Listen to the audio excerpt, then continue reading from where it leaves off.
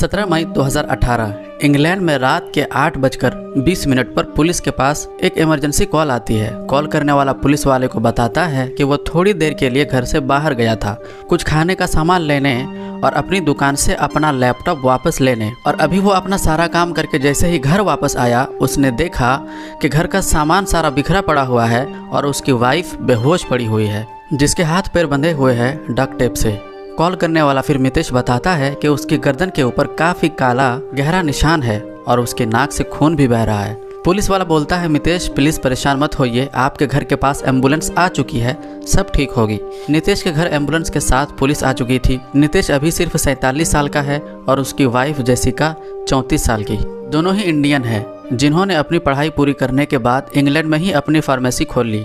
Jessica को hospital ले जाया जाता है, जहां डॉक्टर्स उसे डेथ क्लियर कर देते हैं। जेसिका की डेथ हो चुकी थी। 2009 में दोनों की शादी हुई थी और ये एक लव मैरिज थी। जेसिका का बर्थ 1983 में हुआ था और अपने 6 बहन भाइयों में वो सबसे बड़ी थी। जेसिका के पापा से उसके बारे में पूछा गया तो उन्होंने बताया कि जेसिका बहुत ही फन लविंग लड़की थी, बहुत ही केयरिंग और बहुत ही काइंड लड़की थी। उसकी छोटी बहन ने बताया कि उसे बॉलीवुड मूवी करने का शौक था और पढ़ाई में भी काफ़ी अच्छी थी। वो जेसिका फार्मासिस्ट बनकर लोगों की मदद करना चाहती थी। फार्मेसी की पढ़ाई करने के लिए जेसिका ने मनफ्रेंड यूनिवर्सिटी में एडमिशन लिया, जहां वो काफ़ी तेज थी पढ़ने में, जहां मितेश भी पढ़ने आया था। दोनों में बहुत अच्छी दोस्ती हुई, फैमिलीज मिले और 2009 में दोनों की शादी हो गई।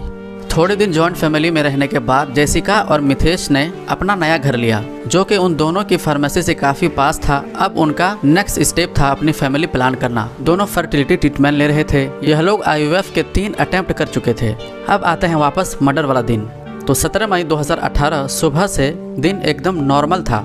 जेसिका सुबह ही अपनी फार्मेसी पे काम पर गई, जहां उसके फादर हैं। उन्होंने बोला कि वीकेंड पे मिलता हूं। मितेश रोजाना की तरह जिम चला गया। मितेश ने बताया कि 3:30 बजे के आसपास वो घर वापस आ गया था और शाम तक वो घर पर ही था। उसने बताया जेसिका 7 बजे के आसपास घर आ गई थी और घर पे लगे CCTV कैमरास में जेसिका शाम को 7 बजे घर लौटते हुए दिख रही थी। मितेश ने फिर बताया कि 7:30 बजे के आसपास वो फार्मेसी अपना लैपटॉप लेने और पिज़्ज़ा लेने के लिए घर से बाहर निकला और इन सब कामों में उसको लगभग 40 मिनट तक लगे। जिसके बाद जैसे ही वो घर आया, उसने अपना घर बिखरा हुआ देखा और जेसिका बेहोश और बंधी हुई देखी। पुलिस को सबसे पहले शक हुआ कि शायद ये लूटपाट का मामला हो सकता है या फिर सेक्सुअल मोटिव की वजह से भी हो सकता है। सबसे पहले पुलिस का ध्यान गया कि एंट्री फोर्सफुली नहीं हुई थी। इसका मतलब जो भी घर में आया था, जेसिका उसे अच्छे से जानती थी, इसलिए जेसिका के दोस्त और करीबी रिश्तेदारों की जांच अच्छे से होने लगी। इतने में जेसिका की पोस्टमार्टम रिपोर्ट आ गई, जिसपे था कि जेसिका की मौत दम घुटने से हुई है। उसका गला दबाकर उसको मारा गया है और गले पर और बॉडी पर मार्क्स भी मिले। मितेश और जेसिका दोनों की ही फैमिली बहुत परेशानी में थी, इसलिए साथ रहने लगी। लेकिन इन्वेस्टिगेशन के लिए पुलिस ने उनको अलग किया। इन्वेस्टिगेशन पूरी होने के बाद एक आदमी को अरेस्ट कर लिया जाता है। इन्वेस्टिगेशन पूरी होते ही पुलिस एक फैमिली मेंबर को ही अरेस्ट करती है। इस गिरफ्तारी से पूरे ही परिवार के फैमिली के लोग हिले हुए थे।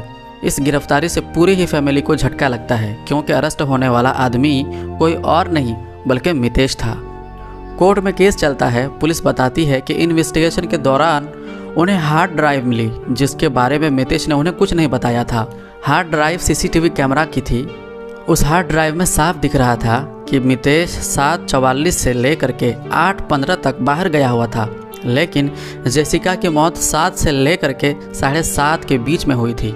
जब जेसिका की मौत हुई, उससे जस्ट 6 मिनट पहले घर के सारे CCTV कैमरास डिस्कनेक्ट हो चुके थे। पुलिस को इन्वेस्टिगेशन के दौरान कुछ सूटकेस मिलते हैं, जिसके अंदर बहुत सारी ज्वेलरी और बहुत सारे पैसे थे।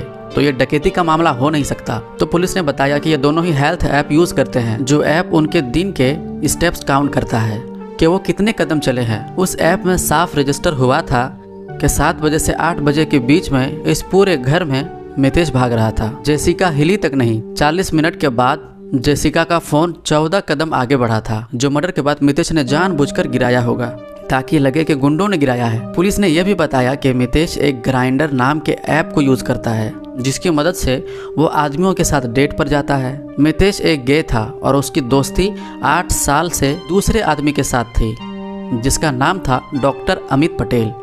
जब पुलिस ने नितेश के गूगल हिस्ट्री देखी तो मितेश 5 सालों से सर्च कर रहा था कि एक परफेक्ट मर्डर कैसे किया जाए। या अपनी वाइफ को कैसे मारा जाए। यहाँ तक कि मितेश ने डार्क वेब पर सुपारी किलर से भी कांटेक्ट करने की कोशिश की थी। मितेश ने कुछ सालों पहले जेसिका का एक बीमा करवाया था, जिसे हम लाइफ इंश्योरेंस पॉलिसी कहते हैं, और उसका रिस्क कवर करोड़ों में था। इसका मतलब था अगर जेसिका को कुछ हो जाता है तो उसके पति मितेश को करोड़ों रुपये मिलेंगे। रिमांड पे जाने के बाद मितेश अपना क्राइम कबूल करता है और बताता है कि उसका प्लान था कि वो बीमे के करोड़ों रुपये लेकर डॉक्टर अमित पटेल के साथ एक नई जिंदगी सिरे से शुरू करेंगे। जेसिका की बहन बताती है कि जेसिका को मितेश के इन हरकतों का पता था और ये भी पता था कि वो गे है और वो दूसरे लड़कों से मिलने के लिए जाता है, लेकिन मितेश ने उससे प्रॉमिस किया था कि वो आगे कभी ऐसा नहीं करेगा। इंग्लैंड के कोर्ट ने इसको ऑनर किलिंग बोला, यानी अपनी इज्जत बचाने के लिए, अपनी पोल पट्टी छुपाने के लिए मितेश ने अपनी वाइफ का खून कर दिया और इसी के साथ मितेश को उम्र कैद की सज़ा हुई।